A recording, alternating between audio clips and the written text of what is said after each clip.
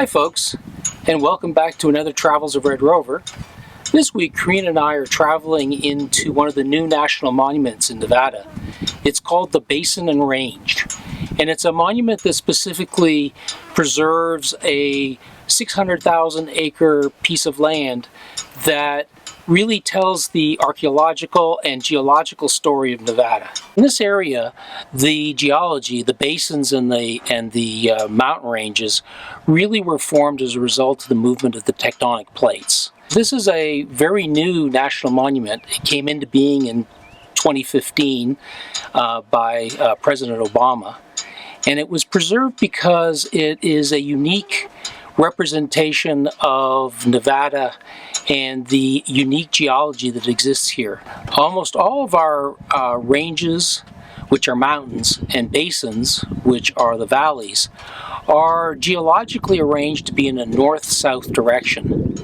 And as a result, it gives Nevada a very unique geology that is not really found anywhere else in the United States.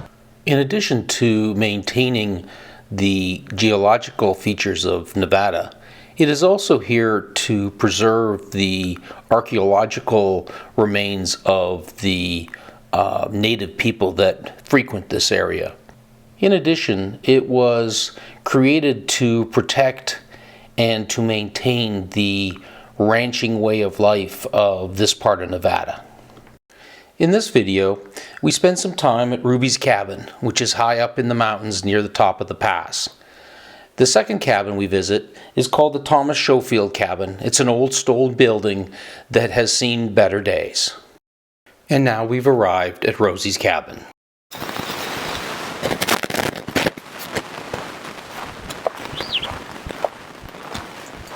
Hi folks, and welcome to Rosie's Cabin.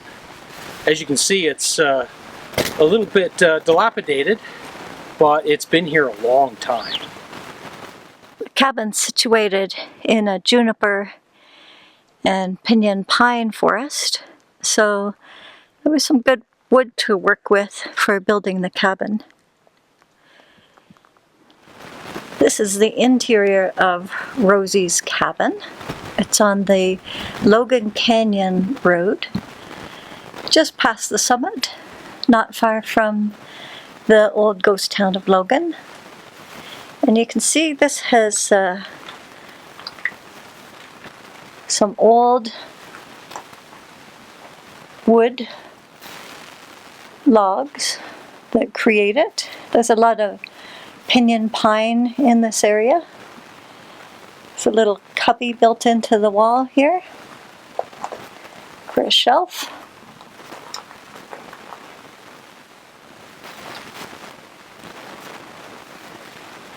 The roof is split logs and timber. Unfortunately, there's a few holes, probably from old stovepipes, and a bit of the ceiling is caving in here at the end.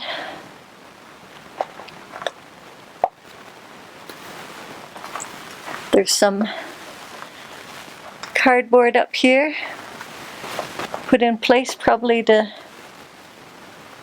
reduce the wind blowing through the timbers.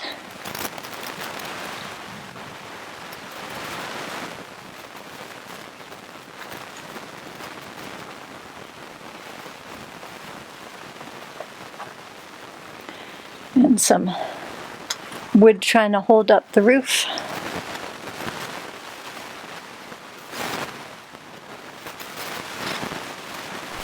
Not much of a floor, looks like mostly dirt.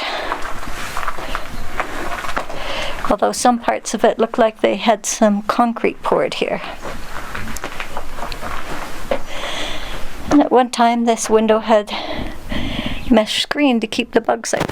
Here's a view of one of the exterior walls. You can see the rounded timbers on this side.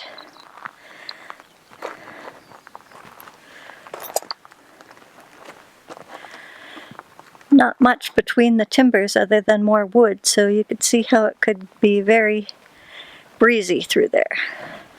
Here's a view of the roof. A lot of stone and gravel on the top. Now that we've reached the summit, we're on our way back down on the other side to get to the Thomas Schofield cabin.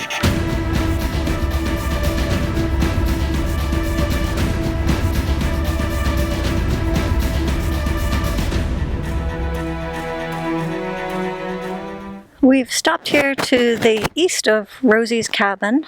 We're over the crest of the hill on the Logan Canyon Road. And this is an old stone house that was built in the 1950s. Looks like it was quarried from this rock formation. The guy who built this was a prospector in the area and grew up in Hiko, Nevada. It was renovated in 1968. This is the stone wall, probably of the original cabin exterior wall. Looks to be pretty well built. Had glass in the windows.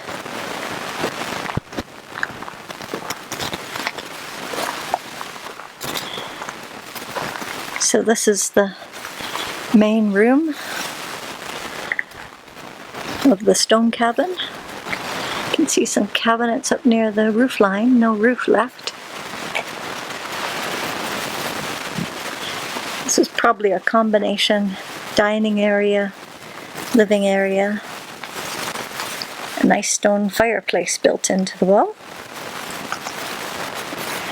There's lots of cabinets along the side, and what looks like might have been an old sideboard built in. Here's the first room of the stone cabin. This portion was built of wood and is falling down pretty significantly. There's some concrete floor, and it looks like they used some insulation and had some electricity out here by the light switch. Back beyond the kitchen, there's two small rooms. This one's stoned in with small windows and closed closet.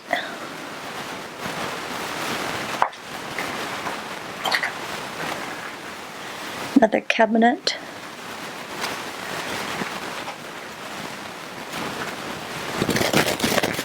The lumber made up the roof, and there's some sockets for lighting.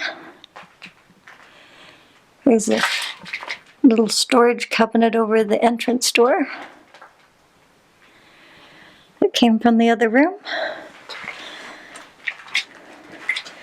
And then this little small room has a lot of piping in it. Probably was a bathroom facility, maybe, based on the holes in the ground.